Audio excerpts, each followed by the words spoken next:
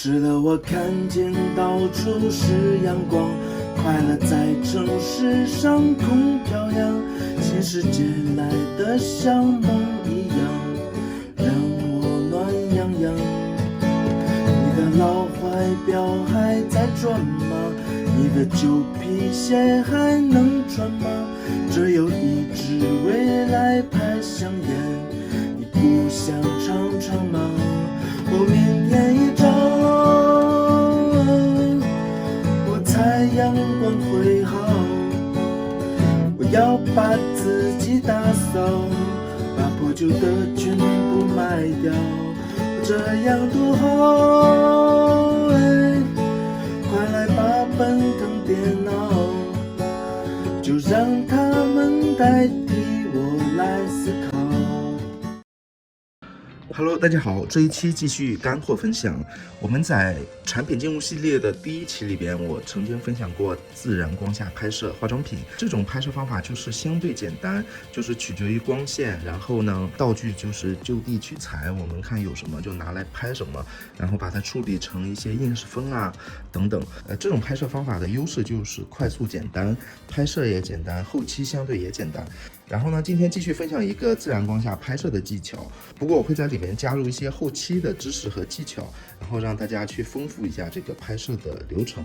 然后看一下我们今天要拍摄的这个产品呢，其实是因为需要后期的原因，我选了一个这个屏幕清洗液，里面有蓝色液体的原因啊，大家看到后面就会知道我为什么去选择它了，是因为我要跟大家分享一个 PS 里边非常好用的小技巧。我们怎么去表现它呢？因为我们其实现在手头什么道具都没有，因为我现在把我所有东西都打包了，所以我们还要拍摄一个相对有点感觉的片子呢，它其实是有一点挑战的，所以我今天就把它放在这里，大家会看着顺着镜头往上看。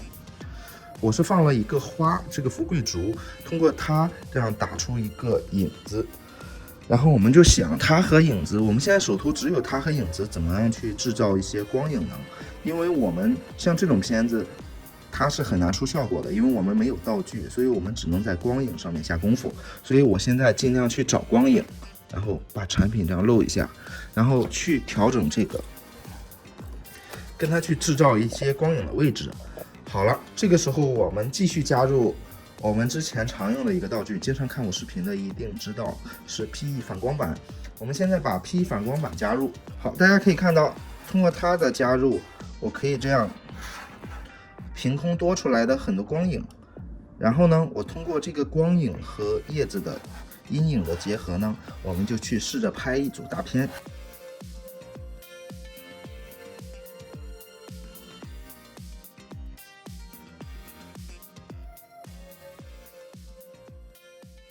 好了，我们前面拍完了大片，其实开个玩笑，是很普通的照片，但是我为什么还要拿这个例子去做一期视频呢？其实我是想跟大家，尤其是一些朋友还没有把他的 Lightroom 或 ACR 升级到最新版本，那么里面出现了一个新的功能，是我觉得非常重要也非常好用的一个功能，所以我是想安利一下这么一个新的功能，颜色分级。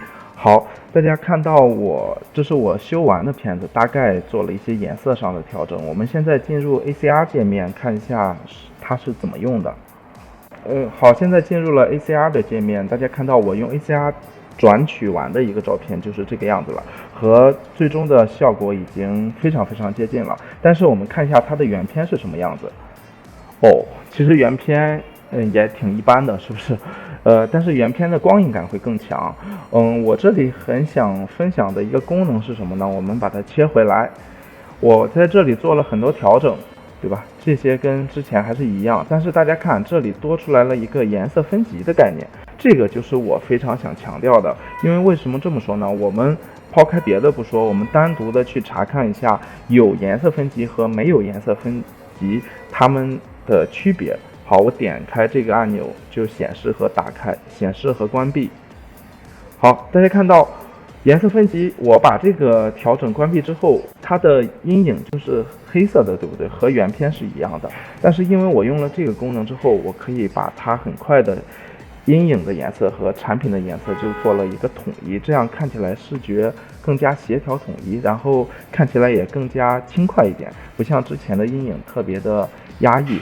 这里它是怎么用的呢？也非常好用，大家可以看到它的原理也很简单。如果你单独的点开一个阴影进来，这就是老版本里边的界面了，你可以通过滑动这个滑块可以精确的调整，但它下面多了一些混合和平衡，感兴趣的你可以用一下。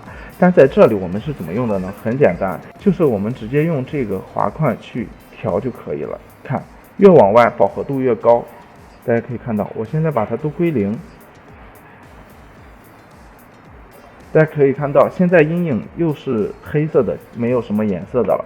但现在我们如果给它调整，它是属于阴影嘛，我们可以给它阴影去调一下，各种颜色滑块都可以调，对。然后中间调我们也可以调一点，对。我们通过这种方式，我们就可以把我们的阴影迅速的染色上色，这样对于我们调整一些片子就非常方便了。当然它下面还可以调节这个亮度，这样可以对于我们高光阴影、中间调3个大调，我们可以做一些快速的调整。对于我们整个片子的调节来说，我觉得是非常好用的。好了，这就是我给大家安利的这么一个 Lightroom 或者 ACR 比较高一点的版本里边新增的功能。如果你还没有用的话，你就尽快更新一下，使用它吧，因为我觉得它真的是非常好用的。好了，这一期视频到此为止，感谢大家观看。